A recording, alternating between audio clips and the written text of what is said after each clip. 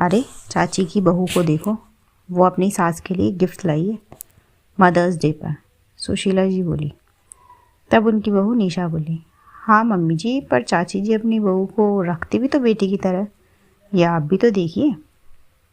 अरे वाह छोटी, तेरी बहू तेरे लिए गिफ्ट लाई है, वो भी मदर्स डे पर। भाई कमाल है तेरी बहू, अच्छा है भाई, नसीब वाली है तू जो इतनी अच्छी बहू मिली है। यहाँ तो हमारी बहू है, हमें जवाब देती रहती है, सुशीला जी अपनी देवरानी कविता से बोली, जो आज उनके घर आई हुई थी। तब कविता जी मुस्कुराते हुए बोली, अरे दीदी ऐसी भी कोई बात नहीं है, बहू है मेरी, अपना समझकर जो करती है कर देती है। तब सुशीला जी ने अपनी बड़ी बहू निशा को आवाज़ लगाई और बोली, निशा जरा चाय नाश्ता तो ले आओ। जी मम्मी जी, निशा ने जवाब दिया। कुछ देर बाद निशा चाय नाश्ता लेकर आई। उसने पहले अपनी चाची सास कविता जी के पैर छुए, फिर चाय उनके सामने रख दी।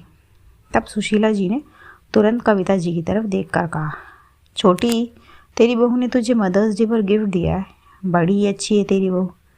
एक मेरी बहू है, दो बहुएं हैं मेरी, लेकिन एक भी ढंग की नहीं।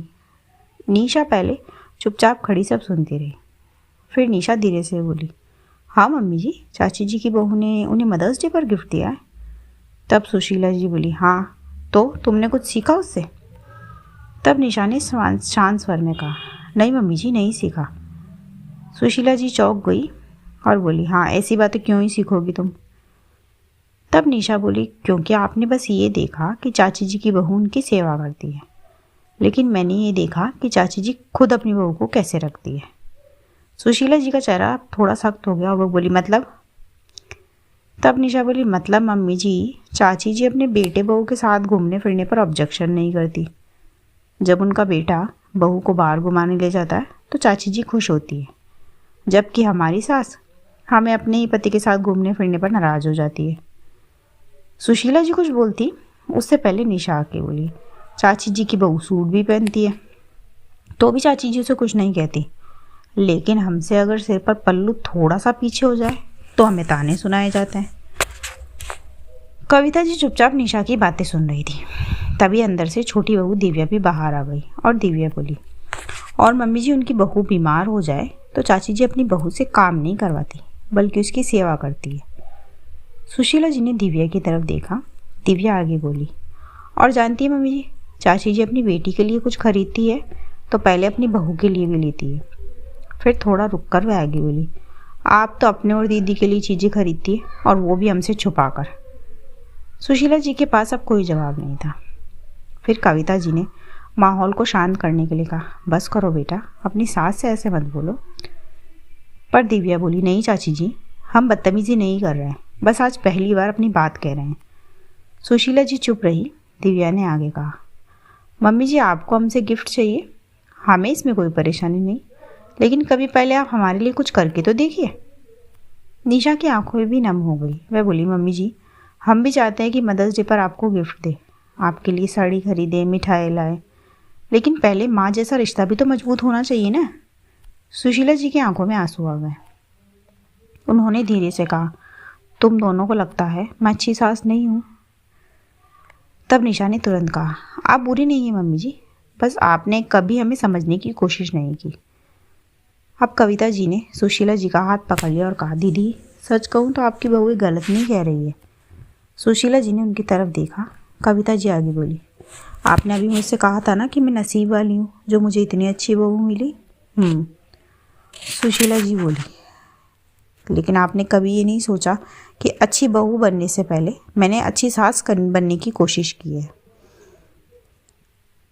सुशीला जी चुप हो गई। कविता जी आगे बोली, मैं अपनी बहू को बेटी कहती नहीं बल्कि उसे बेटी जैसा महसूस भी करवाती हूँ। उसकी पसंद के कपड़े पहनने पर उसे नहीं रोकती। बेटे बहू घूमने जाए तो मुझे खुशी होती है। वो बीमार हो तो काम करने के लिए नहीं कहती, और जब मैं बीमार होती हूँ तो वो भी मेरे लिए खड़ी रहती है। क्योंकि रिश्ता सिर्फ बहू का कर्तव्य नहीं होता दीदी, सास का भी तो कुछ फ़र्ज होता ही होगा। सुशीला जी की आंखों से आंसू बहने लगे। उन्हें एक एक कर सारी बातें याद आने लगी।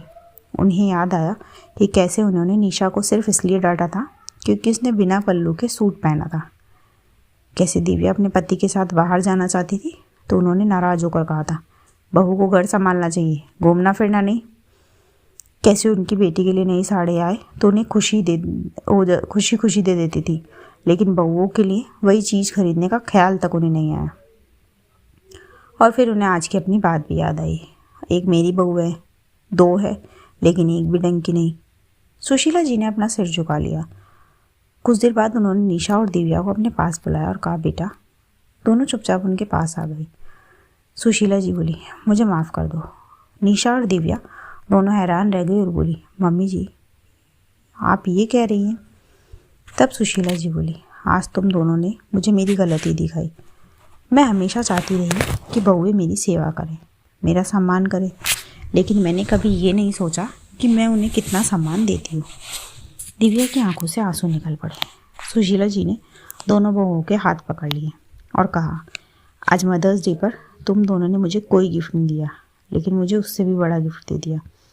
निशा ने पूछा, क्या?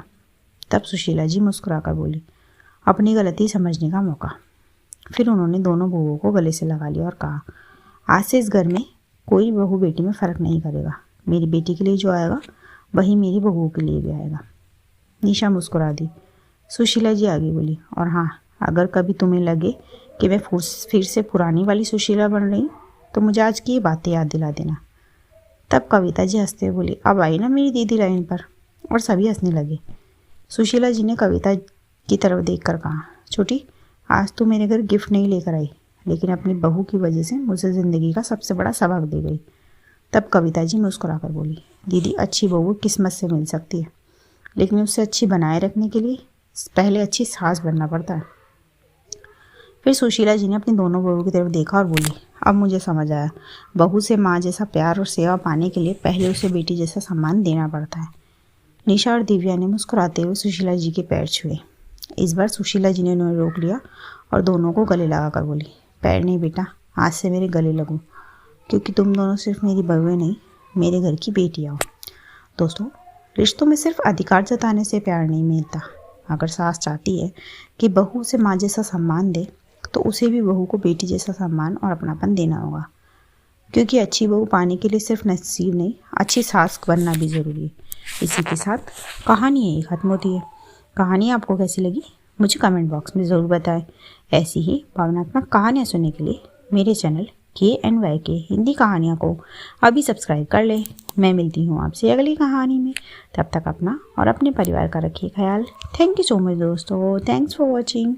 Do like, share and subscribe.